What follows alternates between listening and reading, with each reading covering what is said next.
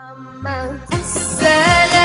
عليك يا رسول الله السلام عليك حبيبي يا نبي الله السلام عليك يا رسول الله السلام عليك حبيبي يا نبي.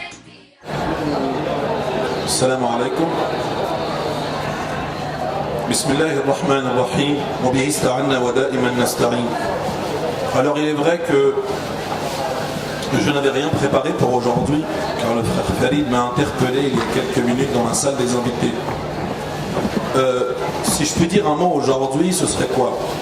Nombreux sont les musulmans, les musulmanes qui me questionnent quasi au quotidien en me disant: que devons-nous lire? Nous souhaitons justement nous instruire, pas forcément dans la religion, mais vraiment dans tout. Que pouvons-nous lire? Ma réponse est très simple et très claire, c'est lire tout. Ça veut dire quoi, lire tout? En islam, je vais peut-être en choquer certains, il n'existe pas, et il n'a jamais existé quelque chose qui s'appelle les sciences religieuses et les sciences profanes. Toute science est bonne à prendre. C'est l'imam Ahmad ibn Hanbal qui le disait, l'un des fondateurs des 4 doctrines de l'islam. L'imam Ahmad ibn Hanbal disait lui-même, toute science est bonne à prendre. Alors, ça me fait rappeler un propos de Ben Gourion. Ben Gourion a dit une fois aux dirigeants palestiniens: la communauté arabe ne lit pas. Et si elle lit, elle ne comprend pas. Et lorsqu'elle comprend, elle n'agit pas. Alors deux choix bien sûr. Une personne justement qui est contre ces propos et souhaite se dresser contre cela n'a qu'un choix et qu'une base, c'est de lire justement. Vous savez, les dernières statistiques françaises font état d'une chose effroyable qui est qu'une personne aujourd'hui, un Français, une Française aujourd'hui dans la société passe 3h30 de son temps dans des chronophages. Ça veut dire quoi? Ça veut dire entre télévision, smartphone, réseaux sociaux et autres, passe en moyenne 3h30 par jour. Et là, c'est moi qui vous renvoie à la question. À votre avis, combien de temps passons-nous avec nos parents? Et non pas par jour, mais à l'année. Qui nous donne une réponse?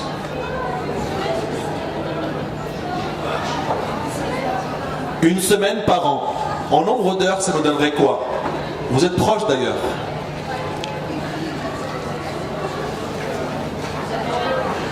Comment? C'est exactement ça. 80. Tamanin ça 80 heures par an qu'un Français, qu'une Française passe en compagnie de ses parents. Alors que nous passons 3h30, c'est les statistiques françaises qui le disent. Mais il y a encore pire que cela.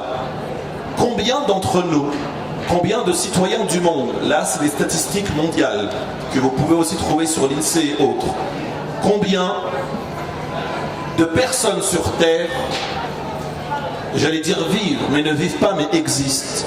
Combien de personnes sur Terre? Oui, parce que pour vivre, il faut vivre engagé. Et comme disait Oscar Wilde, la plupart des gens ne font qu'exister. Ne vit qu'une personne qui a un objectif sur Terre. Et les gens qui ont un objectif sur Terre se comptent sur les doigts d'une seule main. Combien y a-t-il de pourcents de personnes qui vivent un objectif et vivent pour aboutir à un objectif précis, à votre avis? Combien? 30%, 20%, 10% pour vous? Comment? 15? 15. Très bien, 15. 3%. 3%, c'est les statistiques récentes depuis 1998 qui n'ont pas changé. 3% de personnes sur Terre vivent pour un objectif bien précis. Alors on va se dire, oui, mais où en sommes-nous de la doctrine juridique de l'islam, de l'essence même de l'islam? Nos savants musulmans, les musulmans qui nous ont précédés et dont nous aimons tant nous référer, ont toujours vécu pour un objectif. Non pas pour répéter un énième fonctionnement qui existe déjà, mais uniquement pour faire ce qu'il ne se trouve pas dans la société. Vous connaissez tous un imam qui s'appelait l'imam al-Bukhari. L'imam al-Bukhari existait au 2e siècle de l'Hégire. 2e et 3e siècle, puisqu'il est décédé en 256 de l'ère hégirienne, 10e siècle de l'ère chrétienne ou encore du calendrier julien. L'imam al-Bukhari ne s'est pas réveillé un bon matin en se disant « Tiens, je vais compiler pour les musulmans des recueils authentiques ». Alors qu'il y en avait tant, et même avant lui. Ça n'a pas été le premier qui a recueilli les hadiths du prophète alayhi salatu wassalam. Mais a entendu un jour dans le conseil, dans le majlis, dans l'assise de l'imam Hammad. Hammad, les gens lui rétorquaient du matin au soir, lui rabâchaient des recueils en lui disant « Est-ce authentique? Est-ce une parole prophétique? Est-ce la parole d'un compagnon? Est-ce la parole d'un successeur des compagnons ?» Et leur maître Hammad leur a dit « Si seulement nous avions aujourd'hui une compilation qui regrouperait uniquement les recueils authentiques, dits authentiques ou encore valides ou encore saints. » Pourquoi saint et valide? On traduit beaucoup par authentique, ce qui n'est pas forcément vrai. Cela veut dire quoi concrètement authentique? Cela veut dire que ce hadith, ce recueil, est passé par un grand laboratoire d'analyse. Et il a subi toute une batterie d'analyses pour sortir comment? Pour sortir sain. C'est pourquoi nous l'appelons sahih. Et sahih en arabe est à l'opposé de alil. Et alil qui veut dire quoi? Qui porte une infirmité, une pathologie ou encore une maladie. Et lorsqu'il sort sain, cela veut dire qu'il est inéluctable, il est irréprochable. Et Al-Bukhari à l'époque avait 16 ans uniquement. Et à 16 ans, il a dit un mot, 2 mots en arabe. Il a dit « Ana laha », je serai donc cette personne. Et pendant 16 ans, il est resté assidu à cette tâche pour nous sortir, pour regrouper 100 000 hadiths. Et parmi 100 000 hadiths qu'il a fait passer dans ce laboratoire d'analyse, on a extrait 7275 que le musulman aujourd'hui peut prendre, non pas pour pratiquer, car c'est le danger justement, prendre, comprendre et analyser en profondeur. Pour quelle raison? Une personne aujourd'hui qui va vous dire, nombreux sont les frères et les sœurs qui vous disent c'était urgent, je sais que l'internet est un danger, je dis bien l'internet est un danger, mais j'étais vraiment embarrassé, j'étais désemparé, j'ai dû consulter en ligne ce qui me passait, ce qui me tombait sur la main. Et certains ont dit oui, il y a un hadith sahih qui dit que. Et les musulmans, malheureusement aveuglément, vont se dire ok, ben je prends puisqu'il est authentique. Ça ne veut absolument rien dire. C'est uniquement de l'absurdité qu'on vous donne. Car malheureusement aujourd'hui, les prédicateurs, les imams, les savants, les intellectuels ne donnent plus à penser mais pensent à votre place. Et normalement le savant n'est pas là pour donner sa pensée, mais uniquement là pour vous donner à penser. Et donc en venant comme ça et de manière lapidaire, ériger des textes sans les limiter à leur contexte ou encore en les utilisant comme prétexte pour un nouveau contexte et le danger justement de l'islam et de la communauté. Nombreux sont même les étudiants et les étudiantes en islamologie qui vous disent je n'en peux plus, je ne sais plus comment faire. Les avis sont tellement contradictoires et s'opposent mutuellement que je ne sais plus qui suivre. J'entends un moment on me dit oui c'est légal et parallèlement non c'est pas légal. Et il y a un verset qui dit et il y a des récits qui disent. Comment faire justement dans tout ce cafouillage? Et certes, car nous assistons justement à un réel cafouillage. Le hadith par exemple lorsqu'il est sahih ça ne veut rien dire et on ne peut pas le prendre. Pour quelle raison?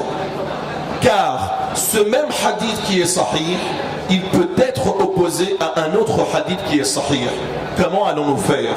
C'est justement tout le travail des théologiens et des principologistes qui vont justement prendre toutes ces sciences, tout ce qui se rapporte au problème, à la question posée et vont analyser en profondeur en prenant justement ces différents textes et en extrayant une chose qui est quoi? Dans nos textes, il y a un sens propre et il y a un sens figuré. Il y a un sens inhérent et il y a un sens afférent que les principologistes vont appeler il y a quelque chose qui est dit. Cela veut dire qui a été formulé. On va appeler ça du mantour, ça a été dit. Nataqa bihi a été formulé. Et il y a une chose qui n'est pas dite, mais est comprise implicitement. Ce qui s'appelle justement mafhoum. J'ai compris que. Par exemple, ici, le frère Farid va vous dire ce soir, pour les adhérents, j'organise telle soirée pour les adhérents et les bénévoles. Vous mettez une grande pancarte en vous mettant pour les bénévoles, c'est gratuit. Vous comprenez pas. Vous comprenez quoi exactement? Vous comprenez que pour les bénévoles, c'est gratuit, c'est bien ça. Mais vous avez compris quoi aussi implicitement? Que pour ceux qui ne sont pas bénévoles, c'est payant. Par contre, ce n'est pas dit. Mais nous avons énormément de textes dans le Coran, ce qui s'appelle Sharia, donc ce qui est canon. Nous avons énormément de textes dans le Coran et dans la Sunna authentique du prophète alayhi salatu wassalam qui disent la même chose.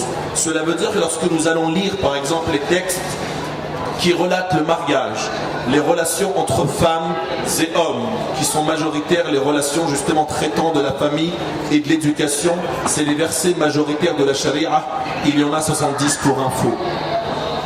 Pareillement pour les hadiths du prophète alayhi salatu wassalam, prendre tout cela et analyser en se disant, même si les deux sont sahih, il n'en finira qu'un. Cela veut dire que lorsque nous allons faire ce travail d'analyse, nous allons dire ce hadith sera retenu et nous allons l'appeler mahfour.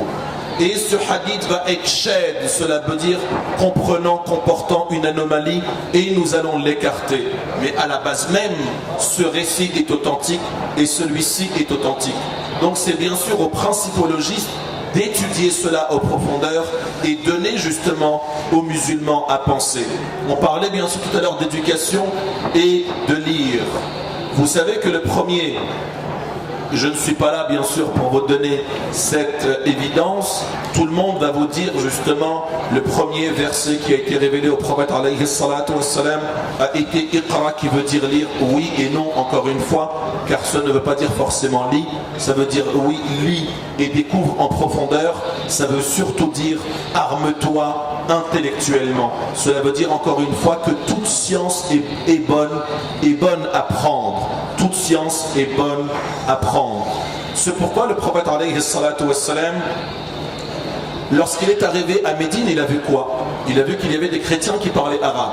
Il a vu qu'il y avait aussi beaucoup de tribus, dont deux tribus juives, qui parlaient hébreu à l'époque et qui parlaient aussi arabe. Mais le problème, c'est surtout poser la question. Mais s'ils parlent dans leur langue, comment allons-nous, nous musulmans, les comprendre? Et automatiquement, il a missionné des hommes, parmi eux les scribes du Coran, parmi eux Zayd ibn Thabit, en lui disant, pars d'ici, va chez eux, va apprendre l'hébreu et tu reviens. Aurait pu se dire, nous allons vivre en autarcie entre nous musulmans, et alhamdoulilah, tout se passe bien, on se comprend tous.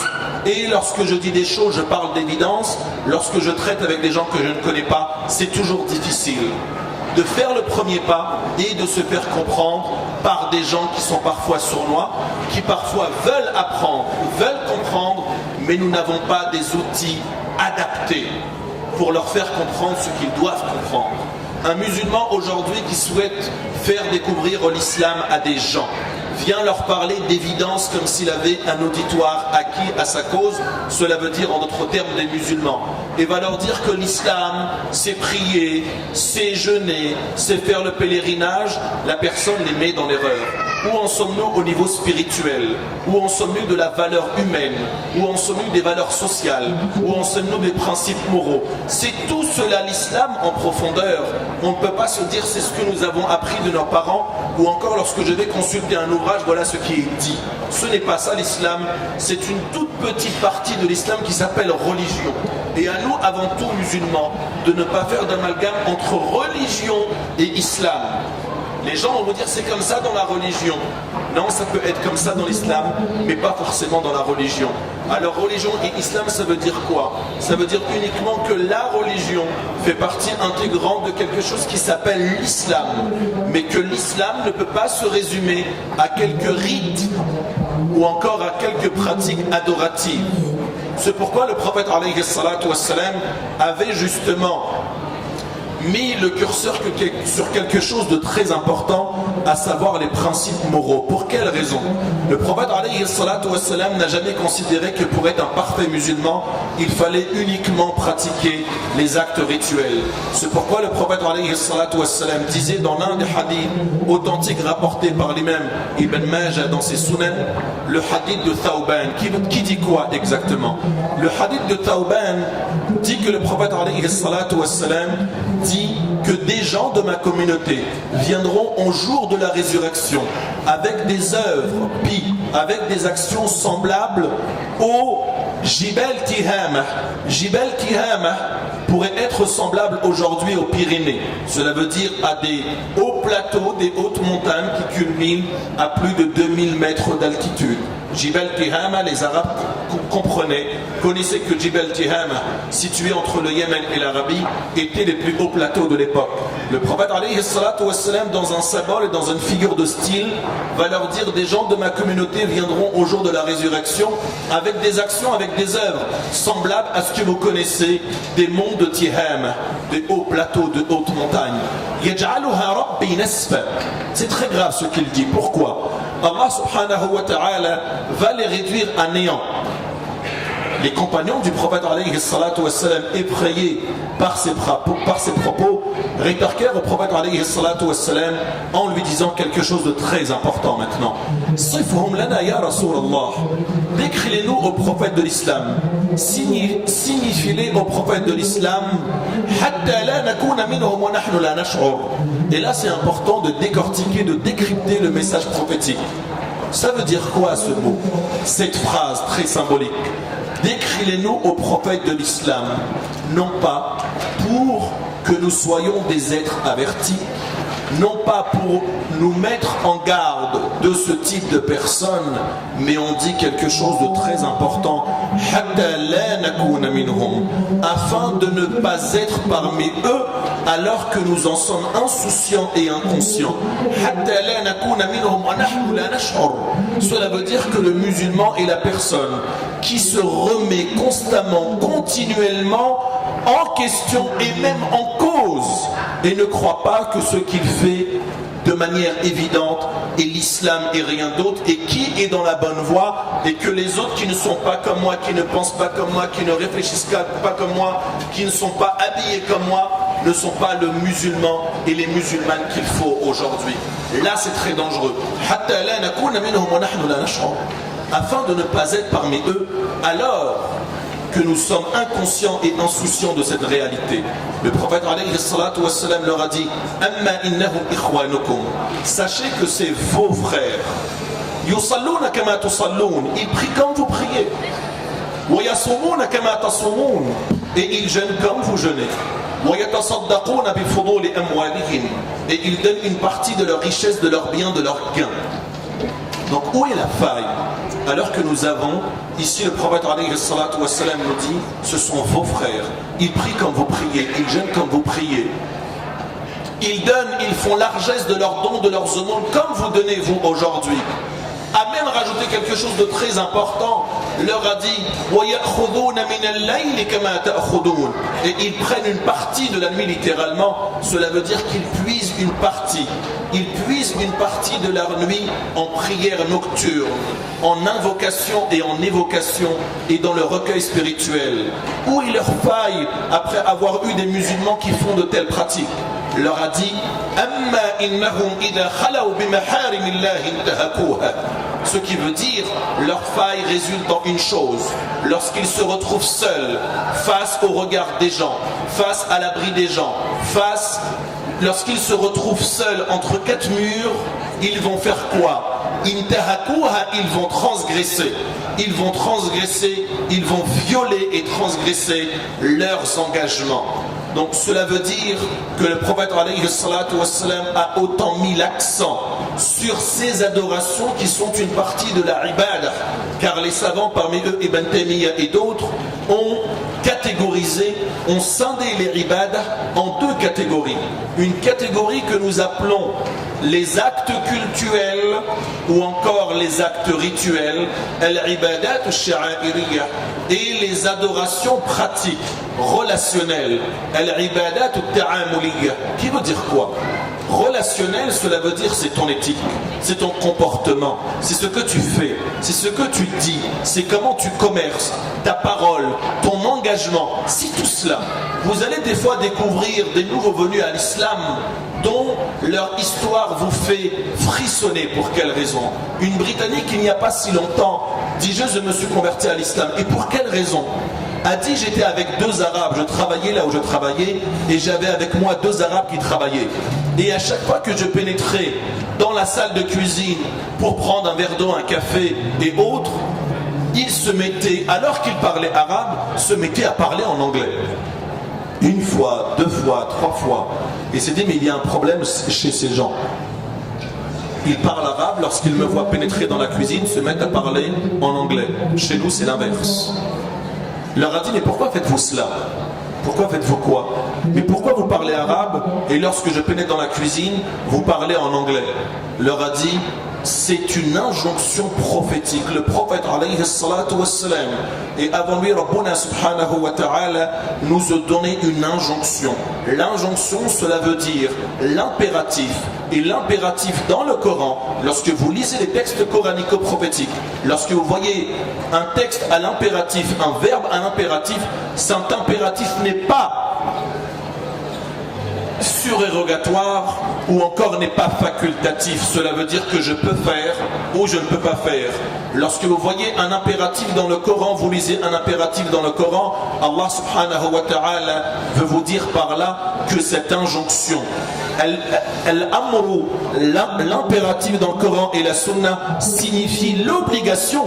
Et ici Allah subhanahu wa ta'ala nous le dit clairement dans la sourate al-Mujadalah, lorsqu'il nous parle de at-tanaji. Lorsque vous êtes en train de parler à voix basse entre amis, ne parlez jamais, ne laissez jamais une tierce personne à côté de vous et vous commencez à parler à voix basse. Où sommes-nous justement de toute cette pratique? Pour quelle raison? Il y a toujours des sagesses qui se cachent derrière tout cela, dont nous sommes appelés à connaître pour pratiquer. Il y a des sagesses dans toute chose qui a été dite aux musulmans d'aller chercher dans toutes les ibadah, dans toutes les prescriptions, les sagesses qui sont explicites ou implicites. Cela veut dire qu'ils ont été implicitement identifiés ou c'est à nous d'aller les étudier en profondeur afin de les extraire. C'est pourquoi cette femme dit: des années après, j'ai commencé à étudier justement les textes de l'islam et j'ai fini par me convertir à l'islam. Grâce à une chose qui est quoi?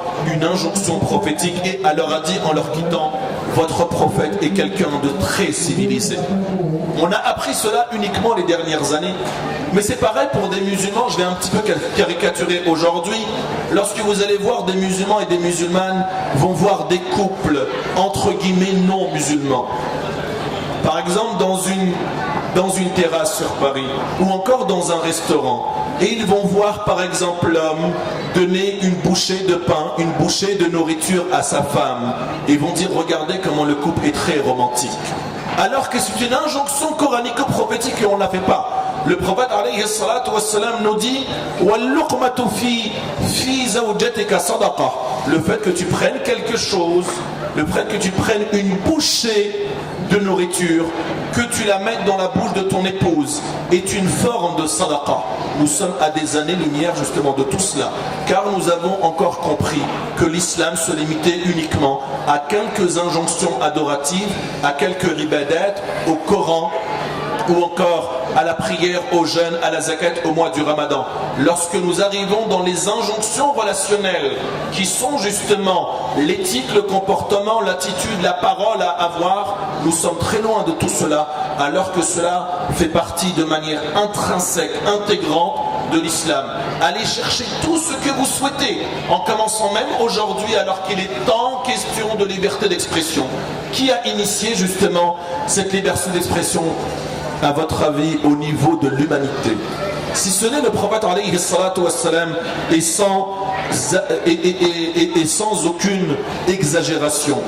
Comment le prophète alayhi salatu wassalam s'est-il comporté avec les gens? S'est-il comporté avec ses adversaires? S'est-il comporté avec ses coreligionnaires? S'est-il comporté même avec les animaux?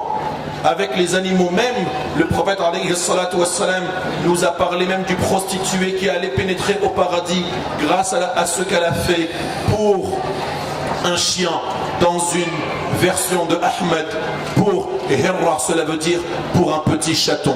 Énormément de choses qui sont à la portée de tous, comme l'éthique, comme le fait de balayer devant sa porte, comme le fait d'être propre, comme le fait de user de la bonne parole. Et dit aux mes serviteurs de n'user que de la meilleure des paroles. Nous sommes très loin de tout cela. Des fois nous disons, mais comment allons-nous traiter avec ces gens alors que le Coran nous enjoint, nous impose, nous recommande de parler avec tout le monde. Le prophète alayhi salatu wassalam était l'initiateur de cela, même lorsqu'il était blasphémé. Lorsqu'il était blasphémé par la parole, même lorsqu'il s'agissait de la parole, le prophète alayhi salatu wassalam, lorsqu'il s'agissait de prose, allez voir parmi l'élite musulmane qui est le pro de la prose, qu'il répète et qu'il réponde justement à la parole par la parole et qu'il oppose l'argument à l'argument. C'est pourquoi le prophète alayhi salatu wassalam, même lorsqu'il était blasphémé par les poètes de l'époque, ça ne vous parle pas aujourd'hui, c'est normal, mais les poètes de l'époque étaient les médias d'aujourd'hui. C'était le cinquième pouvoir régalien d'aujourd'hui. Et le prophète alayhi salatu wassalam disait, lève-toi et réponds-leur, alors qu'ils étaient en train de le blasphémer. Jusqu'à un point, Omar radiallahu anhu a dit au prophète alayhi salatu wassalam, laisse-moi au prophète de l'islam, allez voir Hassan qui est en train justement de te satirer. Il y avait deux pôles à l'époque dans l'islam. Il y avait al-madh ou al-hijab, cela veut dire de faire l'éloge des dirigeants, ou encore le fait de les satirer, al-hijab. Le prophète Omar lui dit, laisse-moi aller voir Hassan, je lui casse les dents, sa langue va sortir et il ne pourra plus par la suite te s'attirer. دعني أكسر أسنانه فيخرج لسانه فلا يعد يهجوك بعد اليوم. Le prophète alayhi salatu wassalam lui a dit non, pas du tout, laisse-les, mais plutôt lève-toi et réponds justement à ces vindications. Réponds à la parole par la parole, réponds à l'offense par l'offense, mais non pas à la violence par la violence. C'est pourquoi le prophète alayhi salatu wassalam, nous l'appelons la rahma, mais à nous justement de se puiser dans cette rahma pour en extraire l'essence, les droits et les devoirs. Que devons-nous faire et que ne pas faire? C'est le sens même de la charia. La charia, pour les personnes qui pourraient se dire mais c'est quoi cette charia? La charia est venue pour deux choses. C'est uniquement 228 passages coraniques dans le Coran, parmi les 6236, qui vous disent une chose: faites et ne faites pas. Fais pour ton salut et ne fais pas pour ton salut. Le grand penseur philosophe Mohammed Iqbal disait, mon père lorsque j'étais petit me disait, lis le Coran, mais attention, gare à toi, ne lis pas au Coran afin de lire pour la baraka, de lire pour les bienfaits, de lire pour les hasanat, mais lis le Coran comme s'il t'avait toi été révélé. Tu dois le lire en te disant à chaque fois qu'est-ce qu'il m'est demandé justement de faire. Et s'il y a tellement très peu de versets minoritaires dans le Coran traitant de la charia, le reste traite de quoi? Les 2/3 ne traitent que de spiritualité. Les 2/3 ne traitent que de l'éthique. C'est pourquoi le prophète alayhi salatu wassalam, lorsque vous regardez la chronologie coranique, vous apercevez de 3 choses, 3 pôles dans le Coran, 3 axes coraniques. Al-awwal, la première des choses, et je terminerai là-dedans, la première des choses est Iqra, tout à fait. Mais après Iqra, il y a eu quoi? Après justement, arme-toi, intellectuellement, il y a eu quoi? Parce que la personne ne peut pas pratiquer sans comprendre, sans savoir. C'est pourquoi vous allez voir aujourd'hui nombreux sont les musulmans qui vont vous dire je ne comprends pas. Un tel était comme ça, versé dans la foi et dans la pratique, et 1 an après, 2 ans après, il est complètement à l'antipode, aux antipodes de ce qu'il était.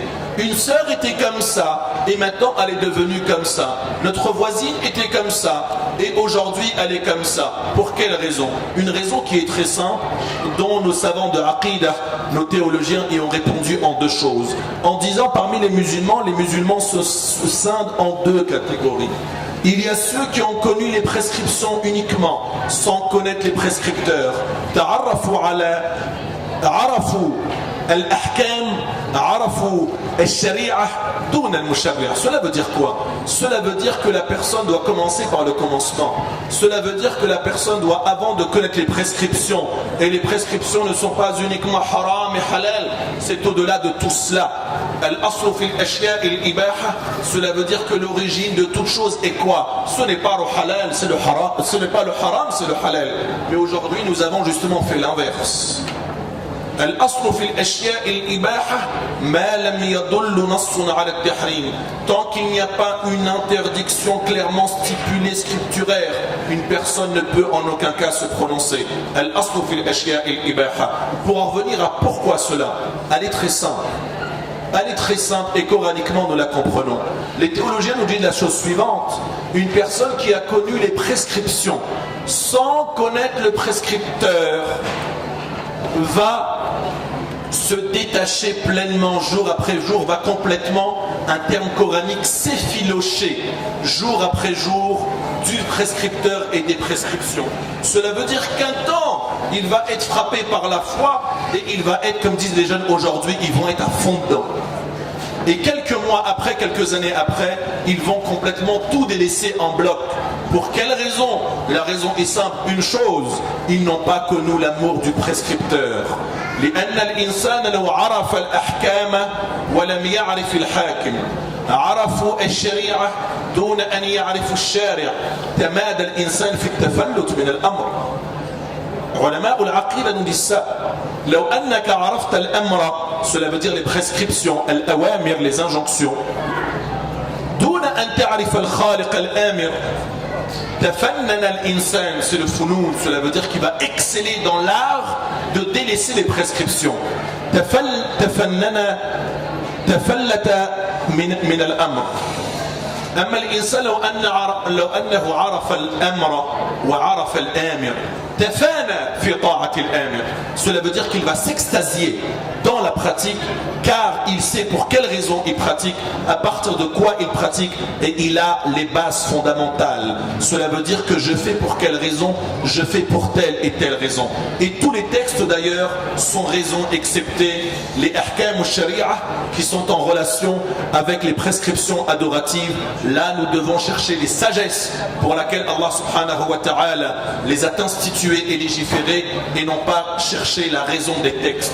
On ne peut pas dire, par exemple, pourquoi la prière de l'Isha est 4 et elle n'est pas 3 et elle n'est pas 2. Ça, ce sont des prescriptions divines que nous appelons des prescriptions sentencieuses. Cela veut dire qu'elles vont en tout temps et en tout lieu.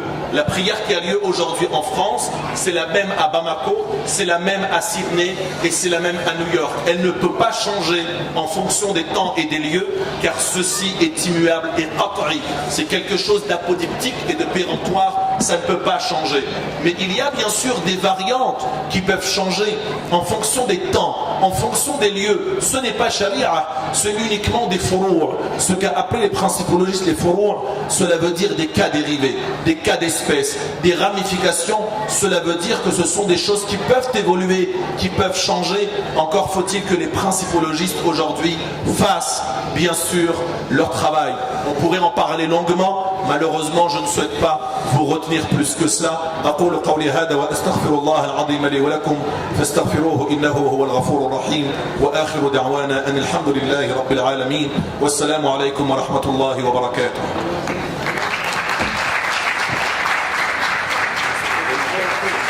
السلام عليك يا رسول الله. السلام عليك حبيبي يا نبي الله.